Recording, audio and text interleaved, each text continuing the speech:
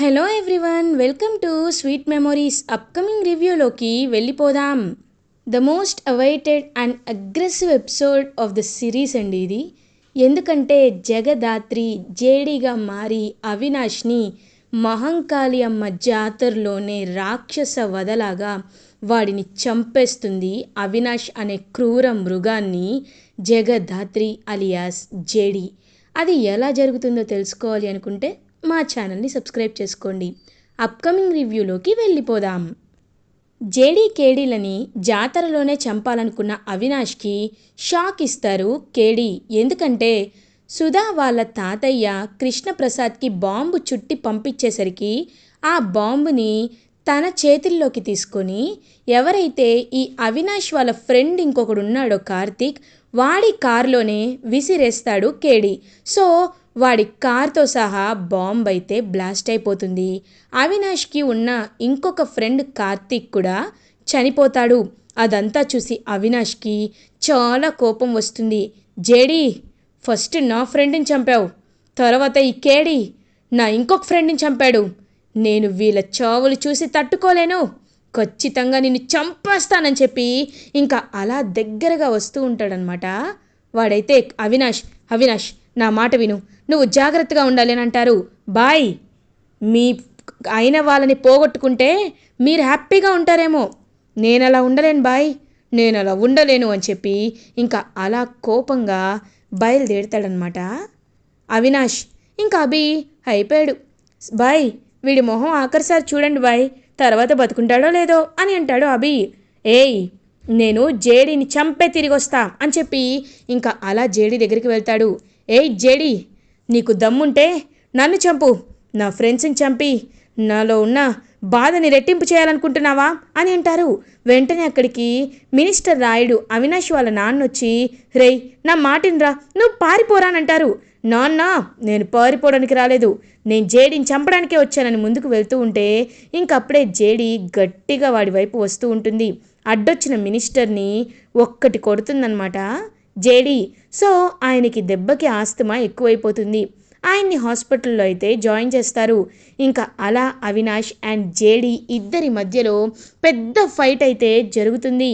ఇంకా ఫైటింగ్ అనేది తారా స్థాయిలో వెళ్తుంది. జేడీని వాడు కొడుతూ ఉంటాడు, అవినాష్ని కూడా జేడీ బాగా కొట్టి కొట్టి వాడి చెంపలు పగలకొట్టి వాడిని పడేసి మరి కొడుతూ ఉంటుంది జేడీ.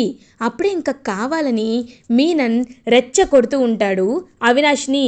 అవినాష్, ఆ జేడీ నీ ఫ్రెండ్స్ని చంపింది, మీ నాన్నని హాస్పిటల్ పాలయ్యేలా చేసింది, కాబట్టి ఆ జేడీ చావు నీ చేతుల్లోనే ఉండాలి అని రెచ్చగొడతాడు మీనన్.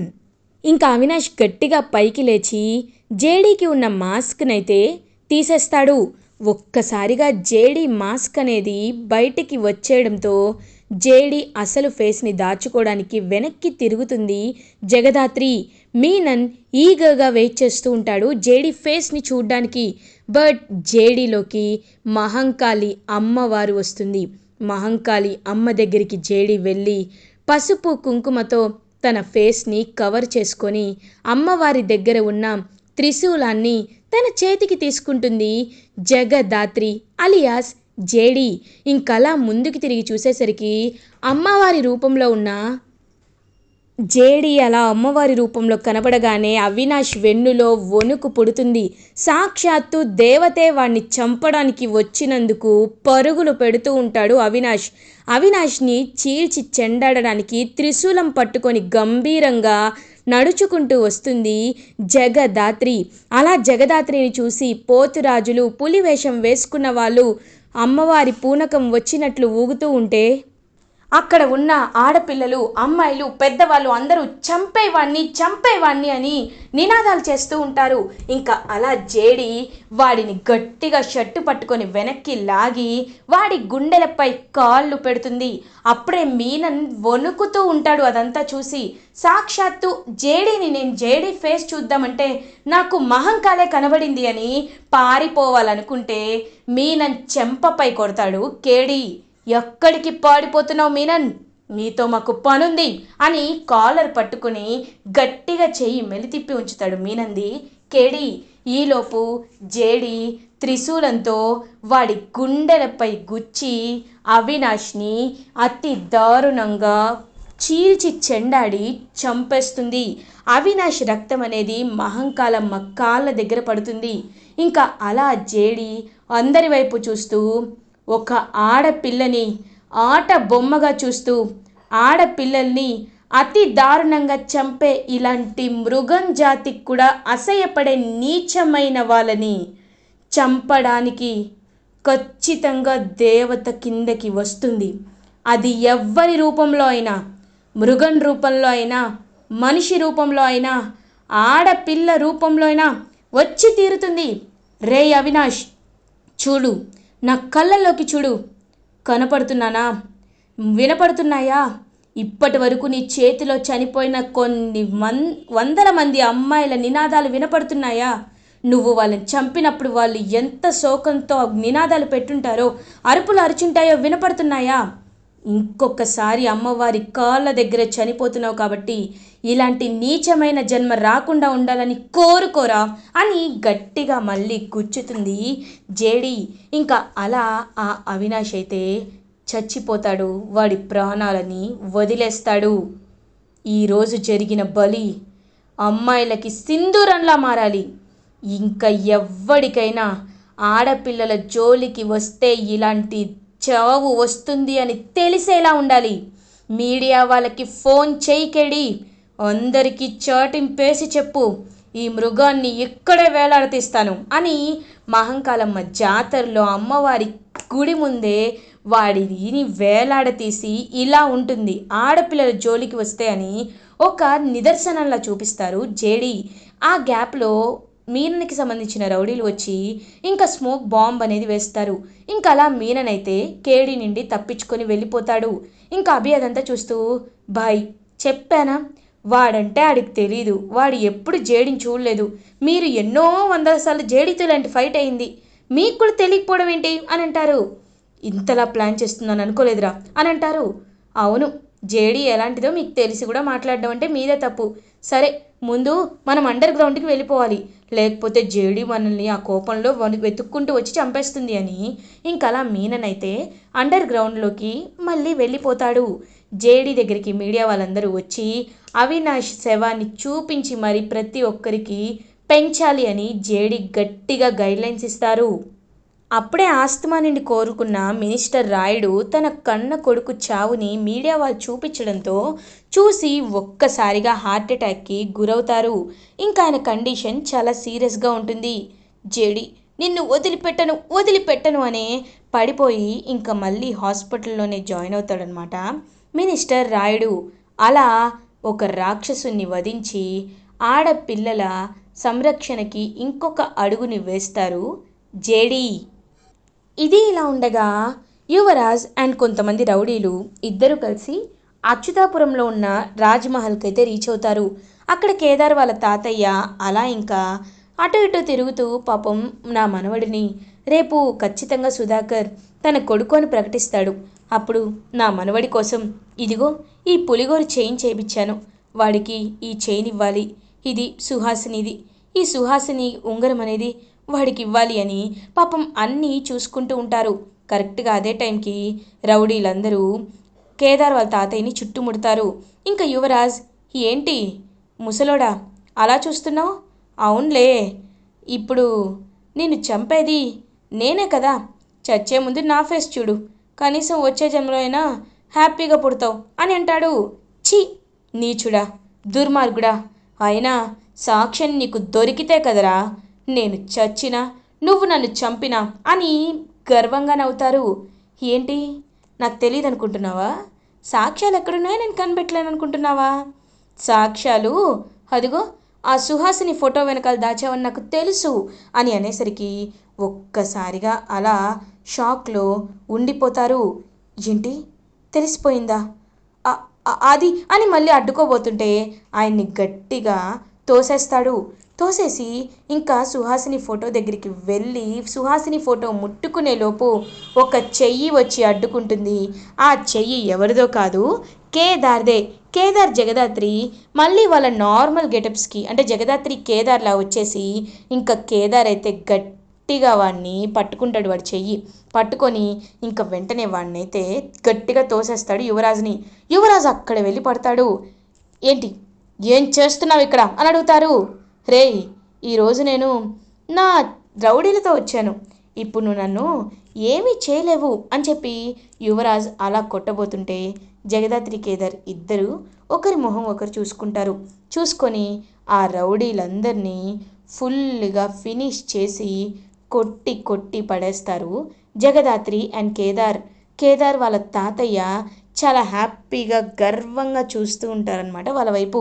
ఇంకా యువరాజ్ దగ్గరికి వెళ్తాడు కేదార్. వెళ్ళి చెంప పగలకొట్టి వాడి గుండెలపై కాలు పెడతాడు. పెట్టి, చెప్పు ఏంటి, ఇంకా నీకు నా తాతయ్య జోలికొచ్చే ఆశుందా, ఉందా అని అడుగుతారు. నన్ను నన్ను వదిలే అని అంటారు. ఎలా వదులుతానరా, నా నా తాతయ్య జోలికొచ్చావు, నేను చంపకుండా వదలనరా ఇవాళ అని గట్టిగా ఒక పెద్ద రాయి తీసుకొని వేయబోతుంటే ఒక్క నిమిషం రా అని ఒక సౌండ్ వినపడుతుంది. ఇంకా కేదార్ చూస్తూ ఉంటారు. కేదార్ వాళ్ళ తాతయ్య వైపు, నాన్న, ఎప్పుడైనా పాపాత్ములు పాపంగానే ఆలోచిస్తారు. ఇలాంటి ఒక నీచుని చంపి నువ్వు పాపం మూట కట్టుకోవద్దు. నిన్ను నమ్ముకొని ఇదిగో జగదాత్రి ఉంది. అలాంటి జగదాత్రికి నువ్వు వీని చంపి జైలుకు వెళ్ళి అన్యాయం చేయొద్దు. నా మాట విను, వీడిని వదిలే నాన్న అని అంటారు. ఇంక వెంటనే రాయి పక్కన పడేసి, నా తాతయ్య చెప్పారు కాబట్టి వదిలేస్తున్నా, లేకపోతే చచ్చేవాడివి, పోరా పో అని యువరాజ్ని గట్టిగా గెంటేస్తాడు కేదార్. యువరాజ్ అవమాన భారంతో అక్కడి నుండి వెళ్ళిపోతాడు. ఇంకా సాక్ష్యాలు కూడా దొరకకపోయేసరికి నిషిక, యువరాజ్ సాక్ష్యాలు దొరికాయా అని అడుగుతారు. లేదు అని కోపంగా ఉంటాడు. లేదా అంటే రేపు ఖచ్చితంగా ఒప్పుకుంటారా, ఒప్పుకొని తీరుతారా?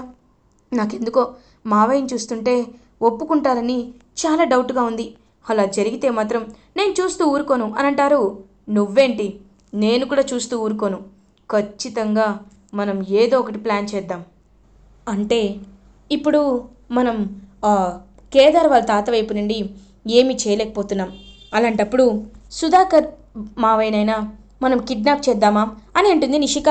నిషి, ఏం మాట్లాడుతున్నావు అని అంటారు యువరాజ్.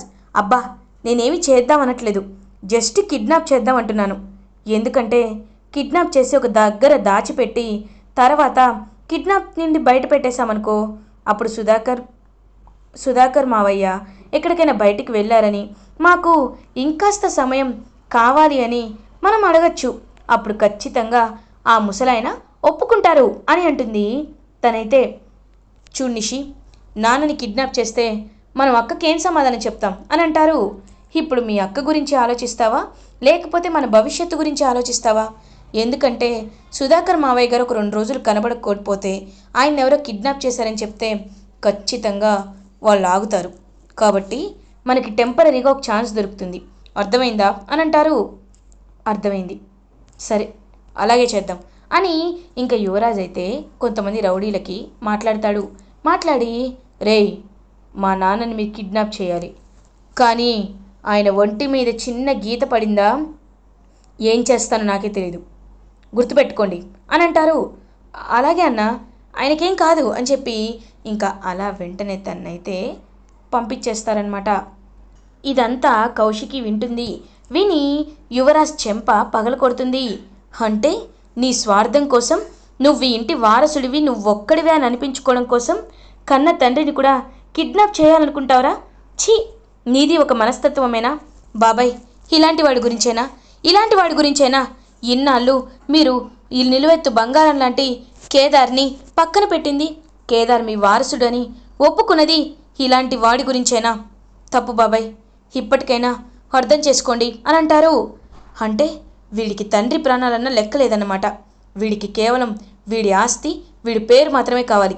ఇప్పుడు చెప్తున్నాను, ఈ నిమిషమే ప్రెస్ మీట్ పెట్టి ఖచ్చితంగా కేదార్ నా వారసుడని చెప్పి తీరుతాను.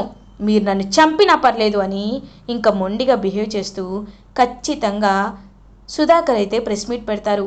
పెట్టి, కేదార్ నా వారసుడు, నా మొదటి భార్య సుహాసిని కొడుకు, అనుకోకుండా తను చనిపోయింది, అందుకే నేను వైజయంతిని పెళ్లి చేసుకోవాల్సి వచ్చింది అని అందరి ముందు చెప్పి కేదార్ తన కన్న కొడుకు అనే విషయాన్ని అందరికీ చెప్తారు.